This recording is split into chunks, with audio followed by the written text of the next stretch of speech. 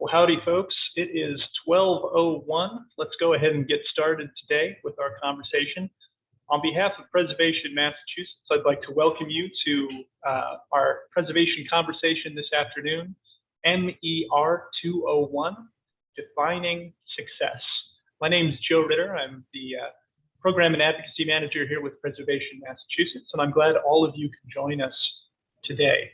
If you're unfamiliar with our Preservation Conversation program, it is a series of lectures we started back in 2020 as a way to share ideas and resources with our community across the Commonwealth who are interested in completing historic preservation programs.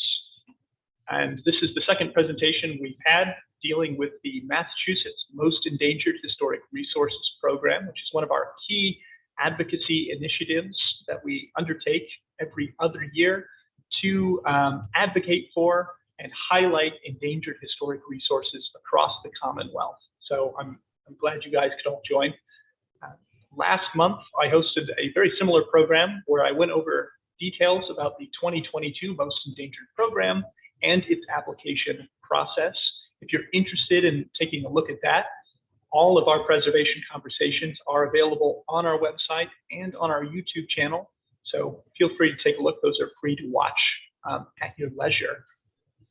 So today's preservation conversation, we're going to be listening to a couple former applicants of the Most Endangered Program and hearing about their work working with most endangered resources across the Commonwealth. So I'm happy to be joined today by Chuck Steinman and John Marksberry of Save Truro Seashore. Gentlemen, thank you. And they'll be talking about the Truro Cape Cod National Seashore District. That's a mouthful, which was listed on our most endangered list in 2016. And we're also joined today by Jim Igo of Preservation Massachusetts, formerly of Preservation Worcester, who will be talking about efforts to save Union Station in Worcester back in 1993, which was our Most Endangered Program inaugural year. So as I mentioned earlier, the title of our preservation conversation today is Defining Success. And I'm sure as many of you can attest to, the road to successful preservation outcomes is never a straight line, right? When you're dealing with historic resources or you're working with a historic preservation program, there are a number of challenges you might face, a number of hurdles or gaps that you'll have to jump over. And of course, with any project that deals with multiple interest groups and community partners, you'll often have to make compromises when it comes to your dreams about preserving or saving a historic resource. So today we're going to be talking about finding the silver linings with these outcomes. Because as we know, the Most Endangered Resource Program exists to help highlight these resources. But even still, sometimes that might not be enough to save a building from being lost. So today's conversation is all about managing expectations, overcoming challenges, and working with your community towards positive Okay, do you want to go out? Outcomes. And real quick, if everybody could mute themselves just so we could get through a little easier. Thank you. So we'll be hearing from our wonderful three guest speakers today. As we listen to them, please think about your own preservation projects and think about what are the next steps for your preservation project or challenge. Think about how you can work with your communities to raise awareness about your endangered resource, and think about what success might mean for your historic preservation project. Now, as we go through, if you have questions for our panelists, I'd encourage you to put those questions in the chat function of our Zoom meeting today. And at the end, we'll have a little time to answer some of those questions at the end from our panelists. I know I'll have a few, and I'm really looking forward to hearing what they have to say. So enough talking from me. I'll go ahead and turn it over to the boys from Truro. Chuck and John, the floor is yours. Chuck Steinman. I was former chair of the Historical Commission and now vice chair. I have a background in city planning, which I've kind of helped put to use in all these efforts. And as Joe says, it was really like the perils of Pauline. You know, you have a victory and then all of a sudden you're back 3 steps, and it's a long process to to get where you need to go. And my partner here, John, will introduce himself. We worked as a team to kind of spearhead this effort that we're about to talk about. We put together a PowerPoint slideshow just to be graphic and kind of give you some information about not only what the project was, but also the process that we went through. I'm John Marksbury. I've been involved with the town for many years. We bought our home in Truro in 1977 when people said they're giving properties away. If you don't know, Truro is the next to last town on the Cape, right next door to both Provincetown and Wellfleet. Our big challenge was not to introduce people to a subject. Everybody knows and loves the seashore. But our challenge was to encourage people to look at the threat and understand what it is, which meant asking people to look at the National Seashore in Truro in a different way than they had before. So give me a second to try and get our screen share going.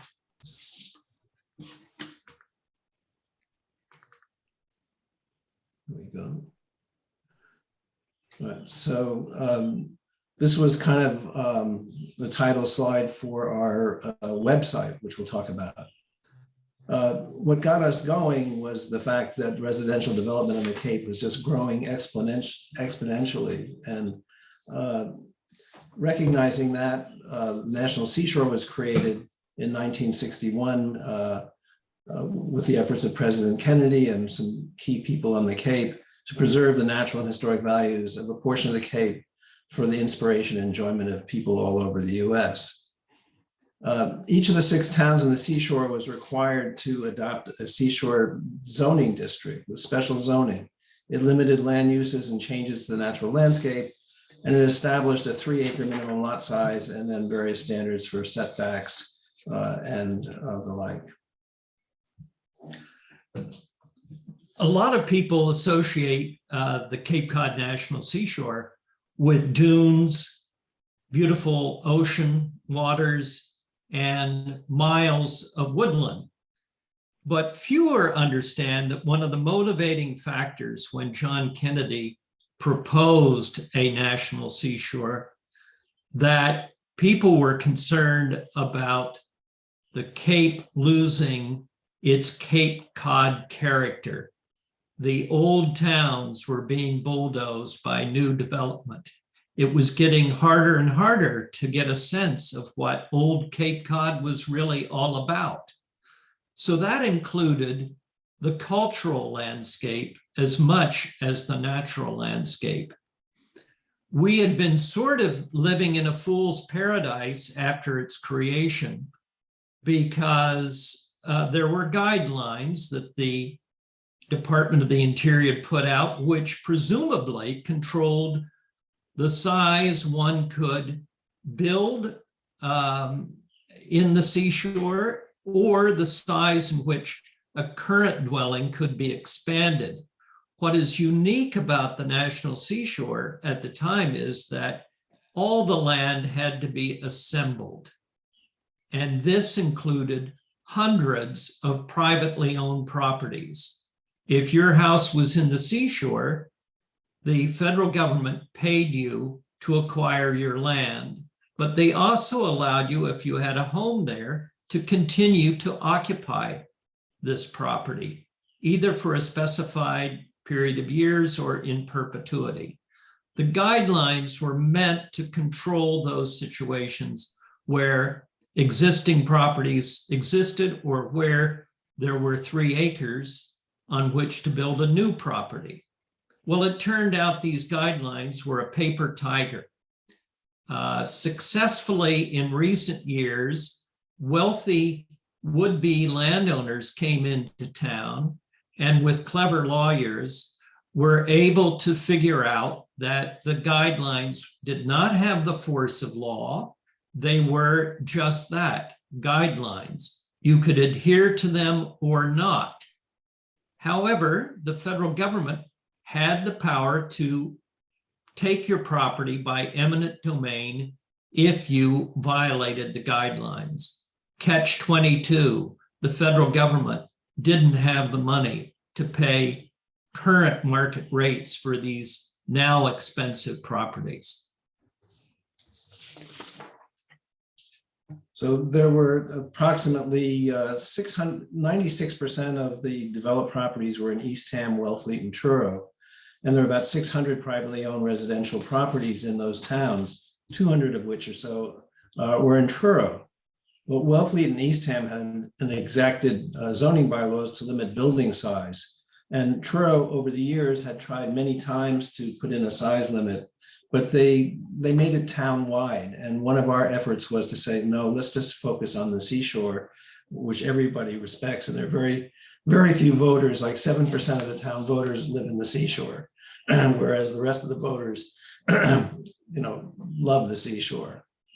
So as part of the process of getting started, we applied for the most endangered resource, and we were granted an award. I think we might have even been #1 that year, and it was pretty exciting. And that one of the to apply, the application required lots of information and developing lots of arguments, and that really helped formulate our thinking and kind of articulate it. And one of the things that, it said, well, do you have a website? Well, we didn't have a website, but we said, okay, we'll create a website because we want to win this award.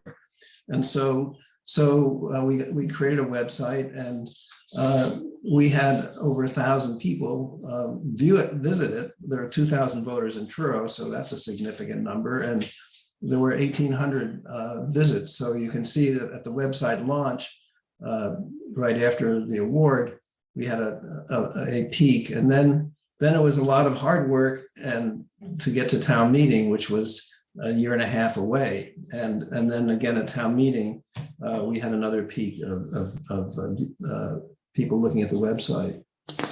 One of the issues and one of the hard arguments to fight was, well, there aren't many big buildings in the seashore. It's town-wide that they have the largest buildings.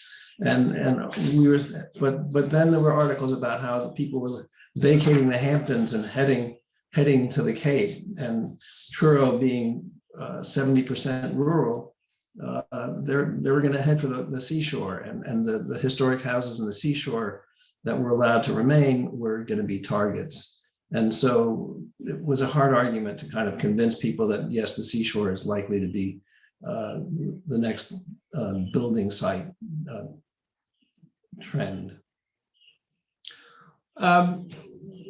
Despite the popularity of the seashore, as Chuck mentioned, we had a kind of rough road to hoe because people didn't really perceive this threat. Yes, maybe a new house here, a new house there, or some new addition. What's the big deal?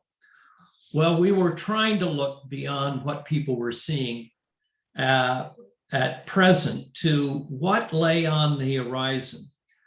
Our first step was to get buy-in from the town itself. We made a presentation to the town's planning board, and we explained what we saw as a threat to the seashore and where the planning board had a special interest to be involved. As a result of that meeting, we put together a small committee which had representation from the planning board and some other citizens in town who shared our concern. After getting them on board, we managed an ongoing campaign, such as the website, PR, meetings, so forth, to bring this issue before the town. We had an issue that 2 of the select board members had properties in the seashore and were against what we were trying to do. And so it was we had the committee, the subcommittee with the planning board, but the town government and the town manager were not on our side. But a meeting was called and a straw poll was taken, and then And everybody said, yes, we should do house size limits. And then that was followed up with the town did issue questionnaires to everyone in the town. We got 80% said, yes, we're concerned about large houses, and yes, we should limit the size of future houses. I will just mention that the questionnaire attracted about 120 responses, which may seem like a small number, but it was actually a good result. It picked up on a growing sense of awareness and concern as a result of our PR campaign. We had spent I should say, weekly in the summer, there's a farmer's market in town that attracts a lot of people. So we set up a booth there and met lots of people to explain what was going on. We had a member who was from Chilmark. We had discovered that Chilmark had a big issue with regard to house size. And our Chilmark member said, if you can show it on a t-shirt, it should be simple enough to understand. So we took our size limit chart, which was actually at that time based on Wellfleet, and put it on t-shirts and went around. And so eventually it got refined it turned out the town council said the Wellfleet model was illegal as they read it, because it put an absolute cap. So we figured out a way of showing that the blue dots show all the different properties in the seashore. You can see the 3-acre line. I don't know if I can point. So there's a 3-acre line. We set up a bylaw that had, based on the Chilmark bylaw, which said that by right, you could, at the 3-acre lot, you could have 3,600 square foot house. And then if you went, we also then said, based on Chilmark, if you want to go to the ZBA and get a little more flexibility, you can get another 1,000 square foot. Well, people didn't quite realize the importance of that extra bit, because that limited the ZBA from going beyond the 1,000 square feet. But you can see that most of the properties in the seashore fell within these limits, and the fear was that they weren't going to in the future. So that then got translated into a chart for the zoning bylaw that we then had to explain to people. And you can see the chart is switched into the graph has now become a chart.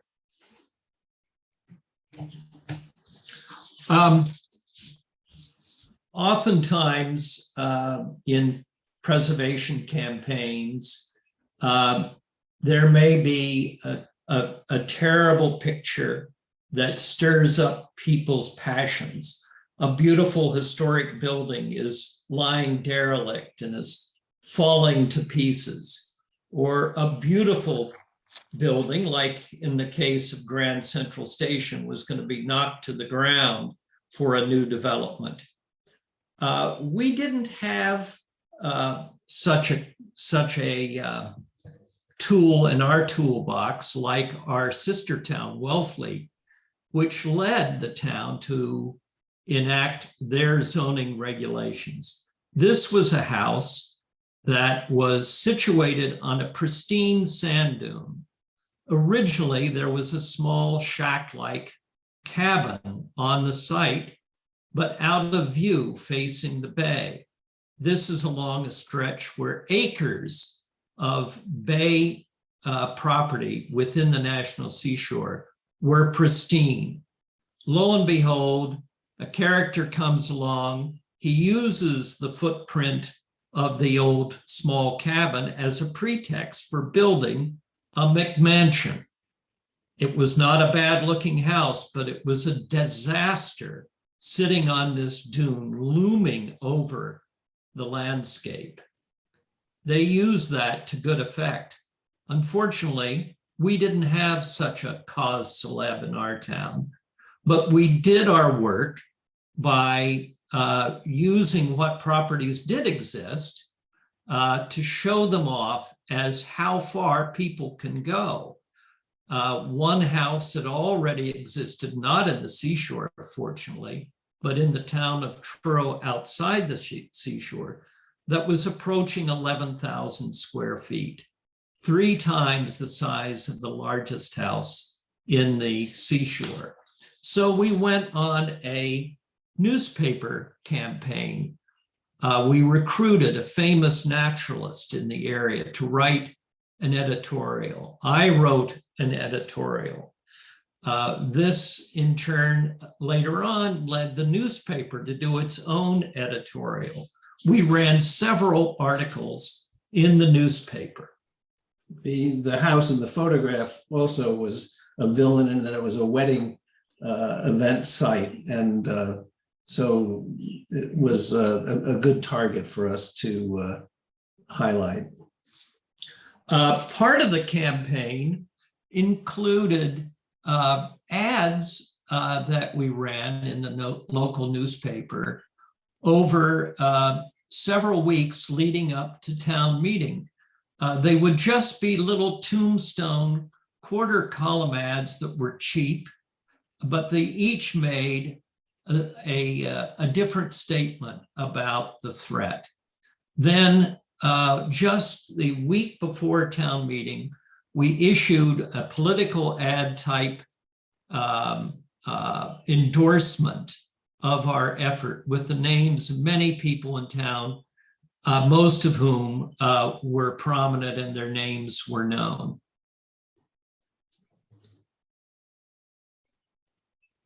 One of the things that helped inspire our effort was learning more about Chilmark and their effort. And we discovered they had a film about One Big Home. And so we arranged to have the filmmaker, who you can see in the photograph there, come out to Truro and make a presentation. He did this a couple of times, and we got newspaper coverage, and we also ran ads, and I think we showed the film about 5 times just to get people going. People had questions afterwards. Their effort ended up at a town meeting and a town meeting vote to approve house size limits in Chilmark. So this was our model of that I think helped inspire Truro. Sometimes you just get lucky, and discovering that Chilmark had already done this, and they had already done the hard legal work to get a bylaw that would withstand court challenges. That was the key. And our town council kept saying that to us. Our opposition, which had 2 seats on the Board of Selectmen, would say the same thing. It has to be bulletproof. Well, Chilmark had something bulletproof, but they also had this fantastic movie. So you never know. Sometimes there's a deus ex machina that'll come along and help your cause.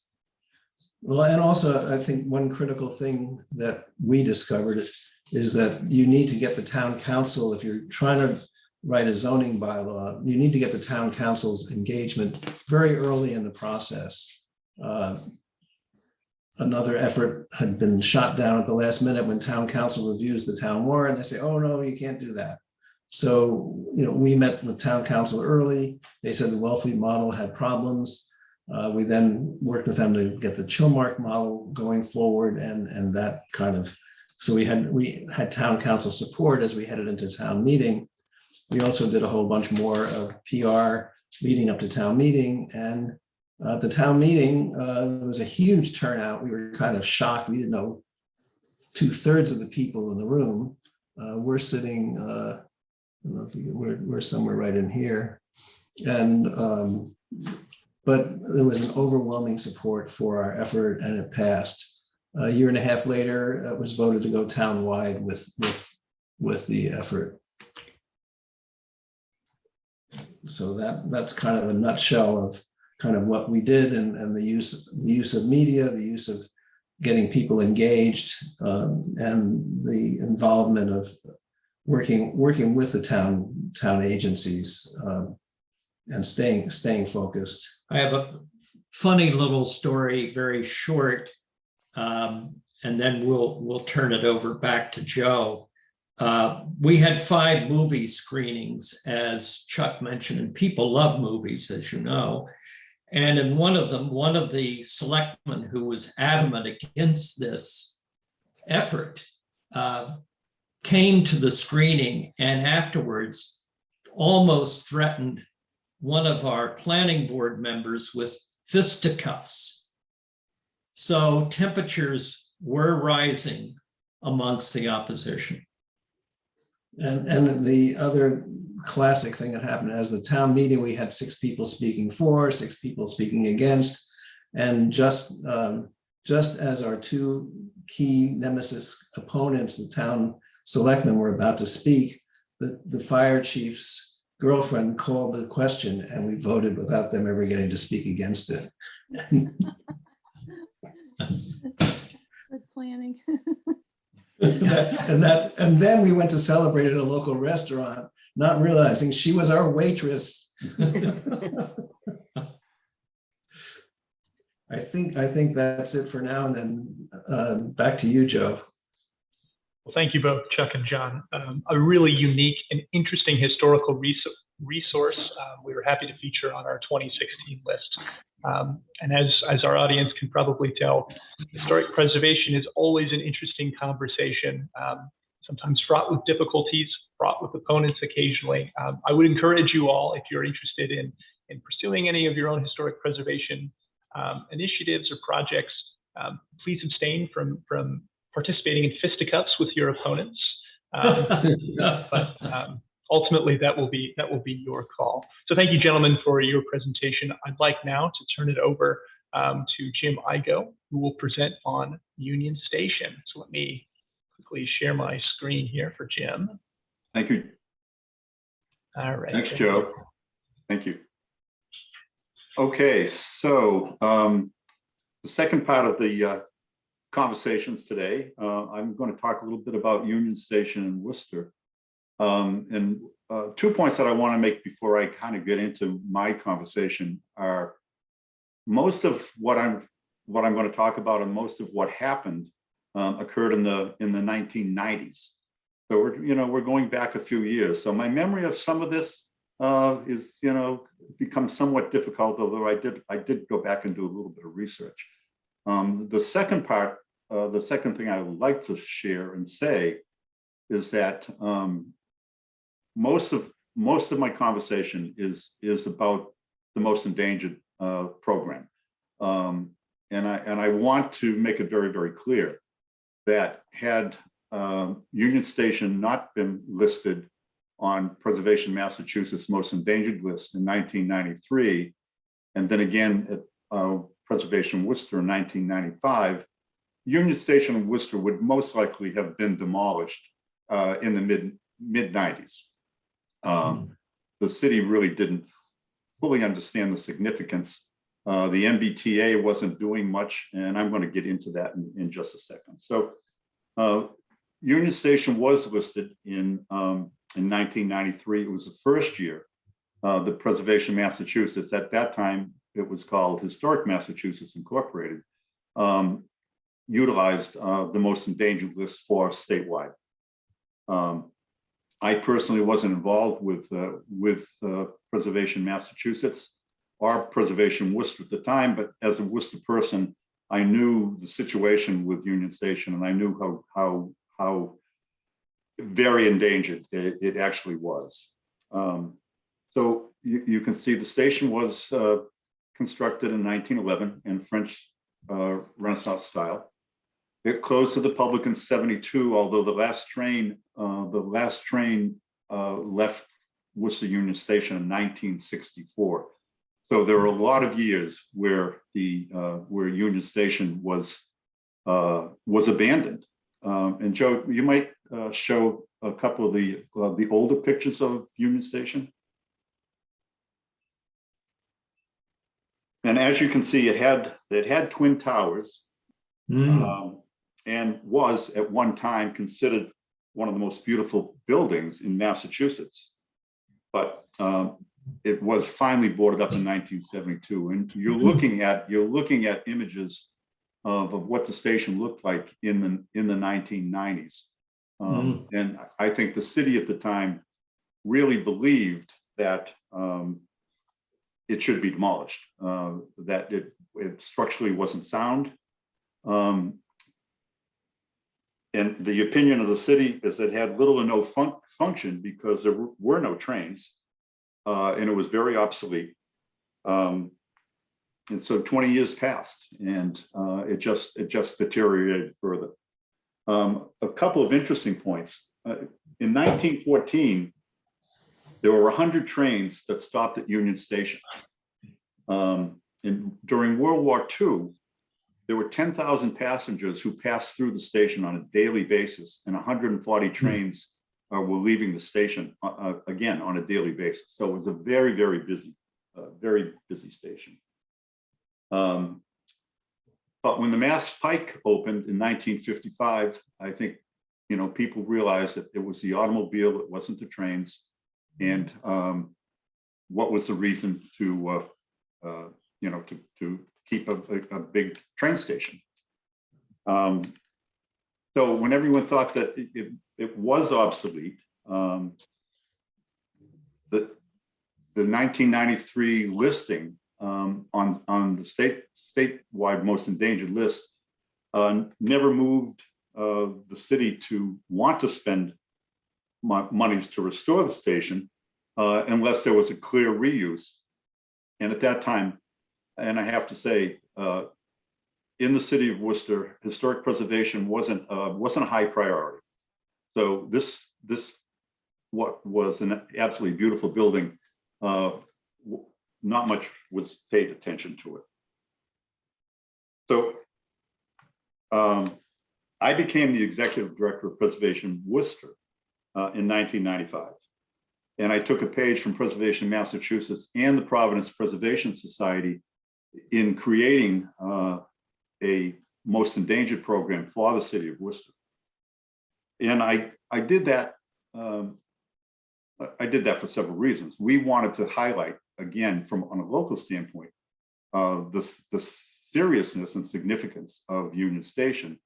But I also saw, from my standpoint, as a small nonprofit in the city of Worcester, it was a great way for us to market our organization and the work that we were trying to do, and to highlight 9 other properties that we felt were endangered, and we wanted to have them listed. And it worked pretty well for us because we were getting front page stories every year showcasing images and the reasons why these buildings were significant and why they were endangered.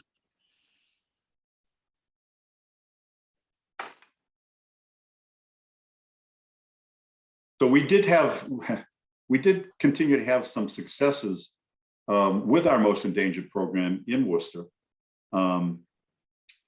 But we were having no success with Union Station. And again, the restoration costs were going to be very significant. And the city of Worcester just, again, was not moved to want to do anything.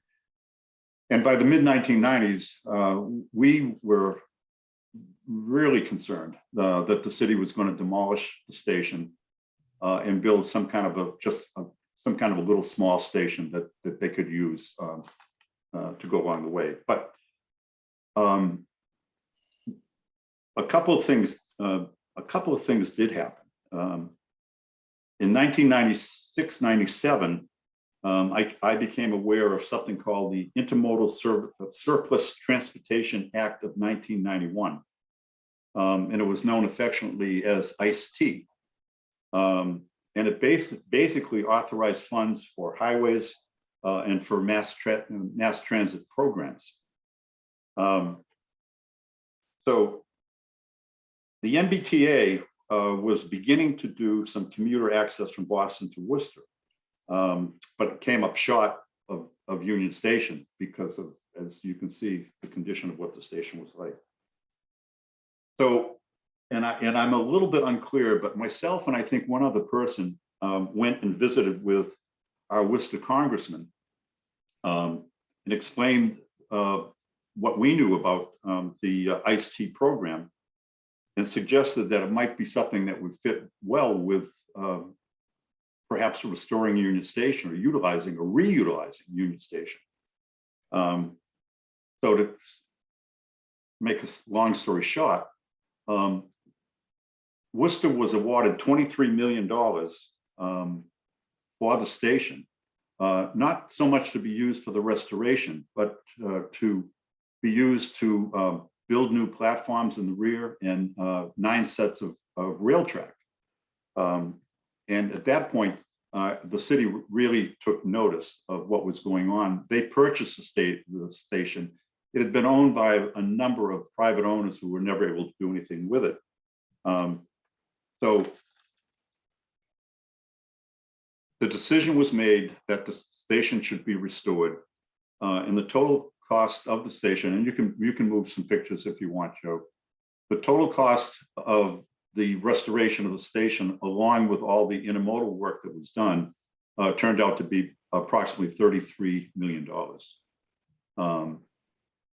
And it was, from our standpoint at Preservation Worcester, something that we just never let go of, even when we weren't sure what the reuse was going to be. We just felt the station was too beautiful and too important to and for the city of Worcester to be demolished. So we were very proud of what occurred, and as a result of that, I visited with the mayor of the city after the station was finally restored, and asked if Preservation Worcester could host some kind of an evening event at the station. And he said yes, but there's one thing that you're going to have to do for us in return, and I'll get to that. So we hosted a dinner at Union Station. That was the kind of the opening of the station. We had 1,200 people who showed up for a dinner in the grand hall of the station. And the understanding that I had from the mayor was that our docents, this was on a Saturday night, our docents on Sunday had to give tours of the station. And I remember driving to the station about 8 o'clock, 8:30 in the morning for the tours were going to begin at 9 o'clock in the morning. There were 5,000 people waiting outside the station to come in to witness and see the tour of the station. And it was just a phenomenal weekend for historic preservation, for the restoration of the station, and for Preservation Worcester. So even though it was 25 years ago, we're still pretty proud of what happened. And it's, the station is done beautifully. One of the interesting things, as a side story, and I don't want to take too much time, is that the towers, it says in a report that they were restored with terracotta, et cetera, et cetera. The towers were taken down 3 years after the station was built. So in 1914, the towers came down because the vibrations of the trains were causing damage, and there was fear that they were going to fall. So a decision was made after the station was restored. So for most of the history of the station, there were no towers. So as the station got restored, the question was, what are they going to do about the towers? Should they recreate the towers? The cost of the towers were going to be pretty expensive. There were concerns that there could still be problems, with vibration. So a decision was made that the towers would be made of fiberglass. So I don't think anyone pays very much attention to that. And the towers are tall enough, so it's hard to tell. But they're a very good reproduction, but they are fiberglass, and they're not terracotta. So Joe, that's most of my story. Thank you so much, Jim. Again, an incredible historic resource in Worcester. If you haven't had a chance to visit either Union Station in Worcester or Truro Seashore, please, I'd encourage you to do so. There's some of many incredible historic resources that we have available here in the Commonwealth. So we are wrapping up here at an excellent time, and now we can move on to a question and answer segment with our wonderful panelists. We've got a few questions coming in the chat. Again, if anybody has questions, feel free to put them in the chat and we'll get to answer them. I do have a question for our panelists, just to sort of start off our conversation here. This year, for our 2022 Most Endangered Resources Program, the theme we set up is planning for community. And in this year's application, we've really encouraged applicants to detail how they envision raising awareness within their communities, who they'll reach out to, who they'll partner with within their communities to raise awareness for their most endangered resource. And as we were able to see in both of your conversations, that you guys used a variety of really unique ways to get the word out about the importance of this historic site in your community. So I wonder if you guys would be willing to offer a few tips to some of our applicants who might be in the audience about how they can reach out to their community and get them involved in the process to save their historic resource. I don't know if Chuck and John, if you have any tips, do you want to start us off? Joe, I'll just go back to one thing I said about going to the planning board. The planning board goes through an annual exercise with a public meeting to review list of priorities of things that they wanted to tackle as planning committee. And the seashore was not on it. And so that was the genesis. That meeting, which was inviting input for their agenda going forward, was the pretext that got us going with the National Seashore as a priority, from which spun off their buy-in through a couple of members being on our committee to help them craft a bylaw.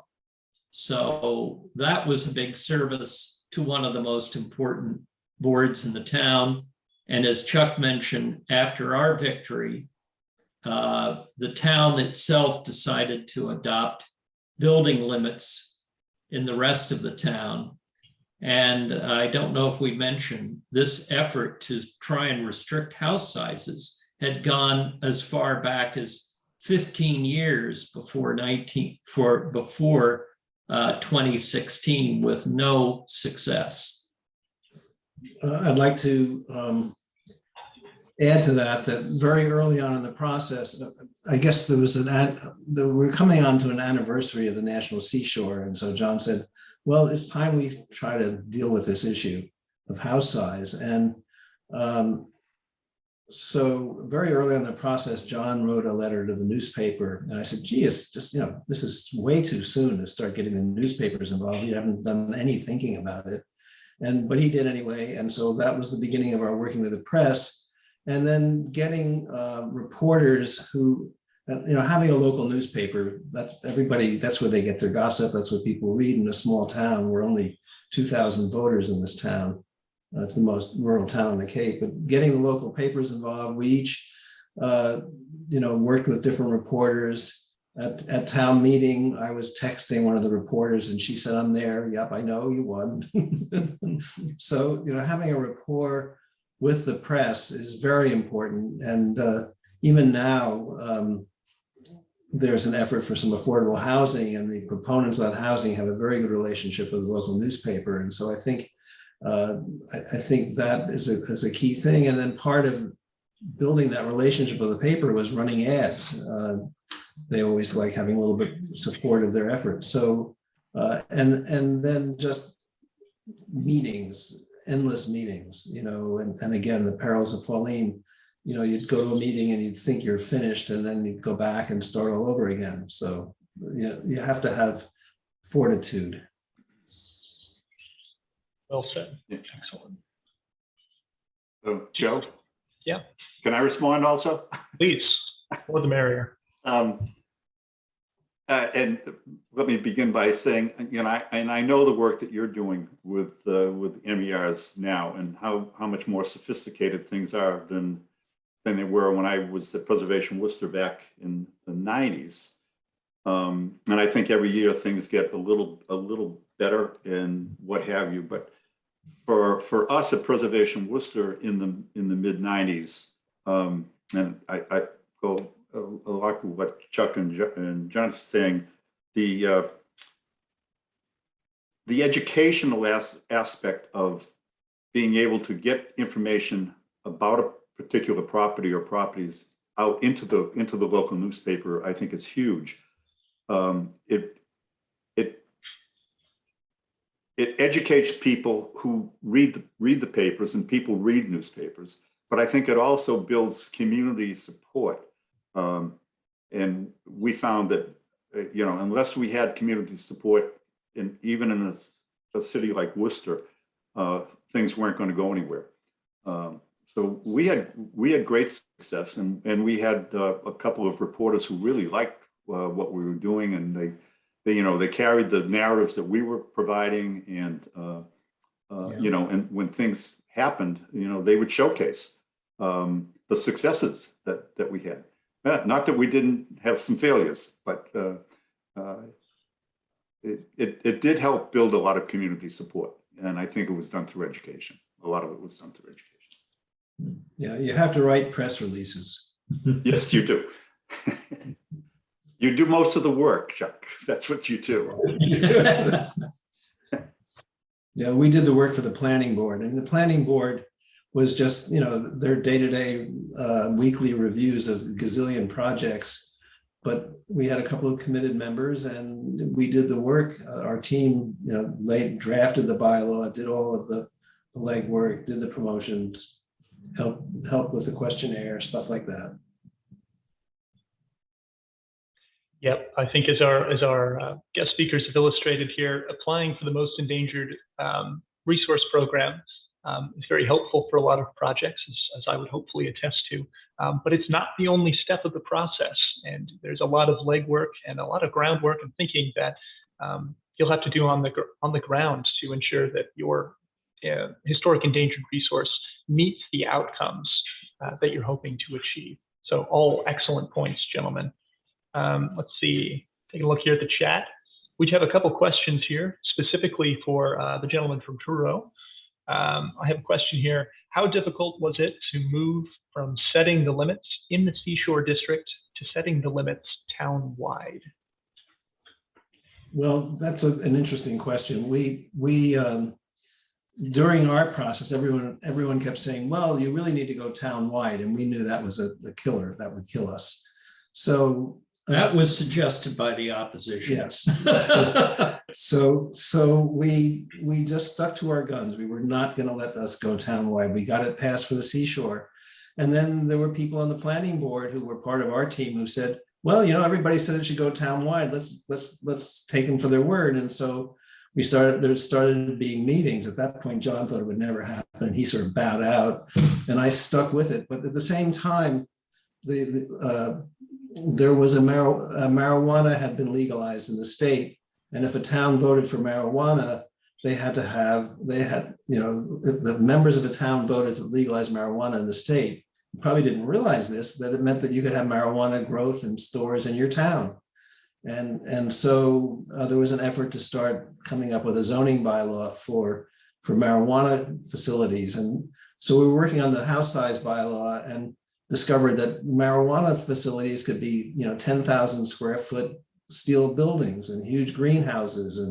And so we got engaged again with the planning board to help write the marijuana bylaw. And it turned out a special meeting was held for town meeting in November, and the two items on it were house size bylaw and the marijuana bylaw. Well, we went first, luckily, and the marijuana people wanted to be good guys, so they had all their people turn out to pass their bylaw, and to show that they were good guys, they passed the town-wide bylaw. So there was just kind of a chance, and people were still. Just last night, I was on a zoning board, a Zoom meeting, and people were saying, well, that bylaw is so badly written, but I still had to defend our bylaw.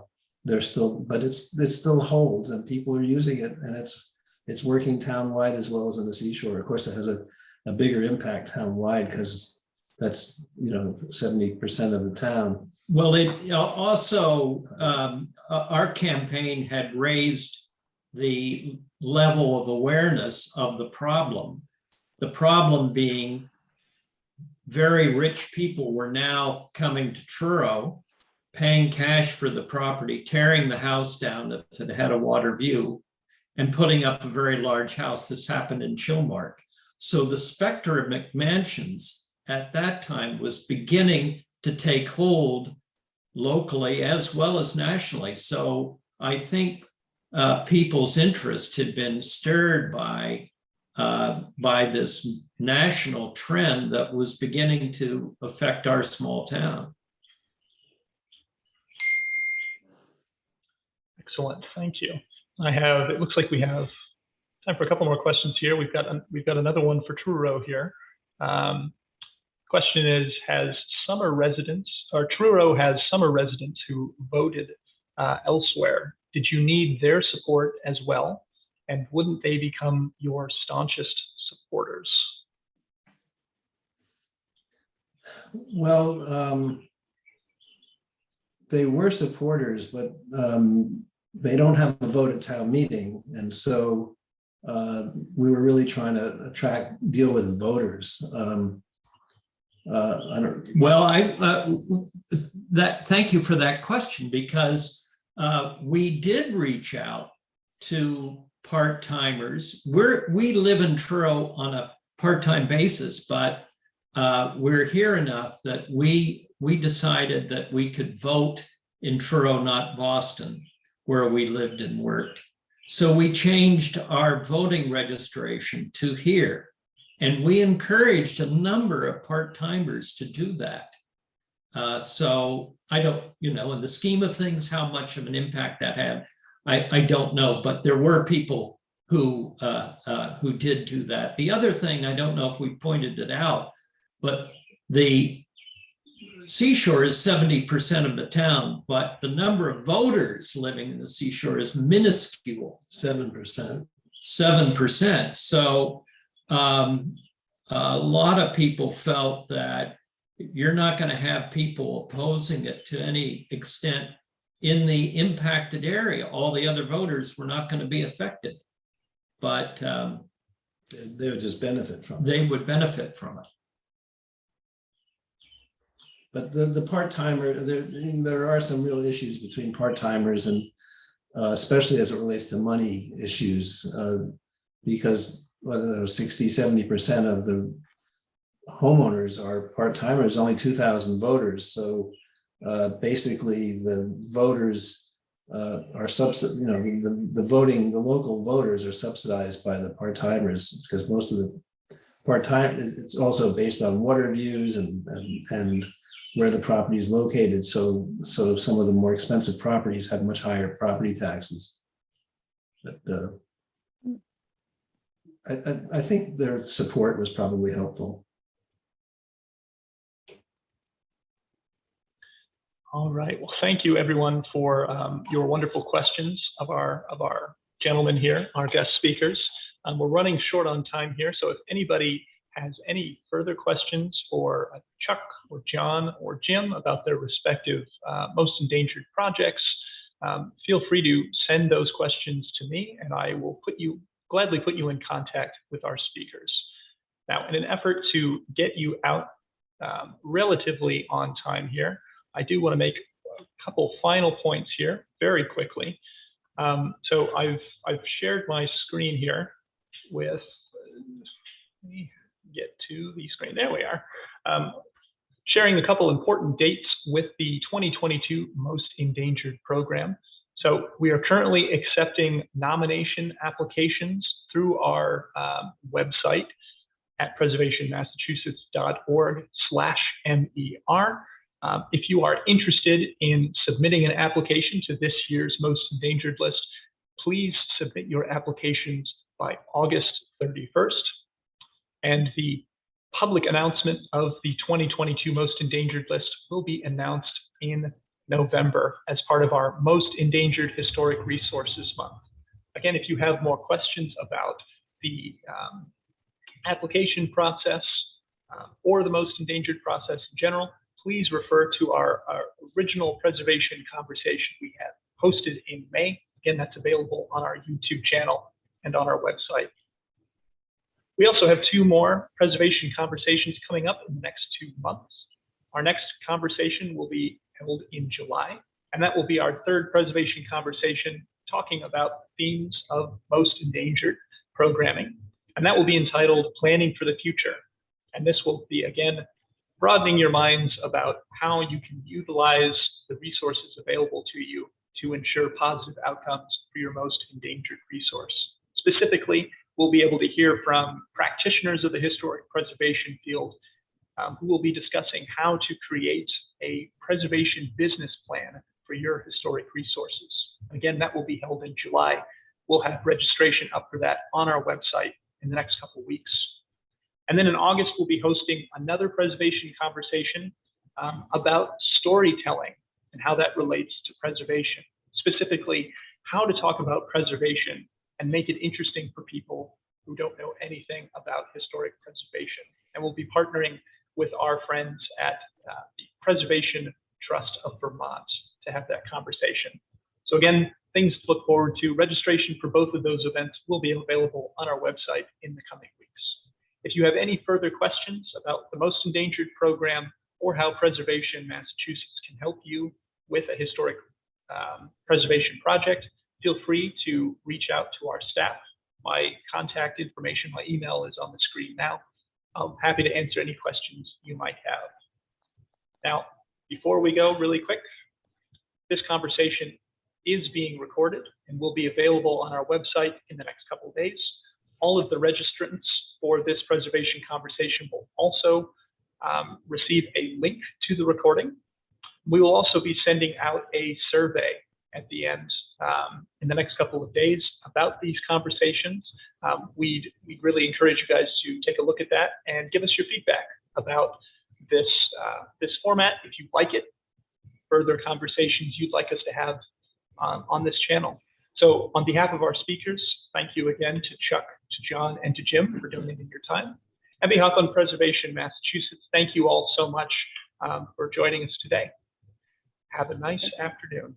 Thank you, Joe. Thank you, Joe, and Bye-bye. everyone. Thank you, Bye-bye. speakers.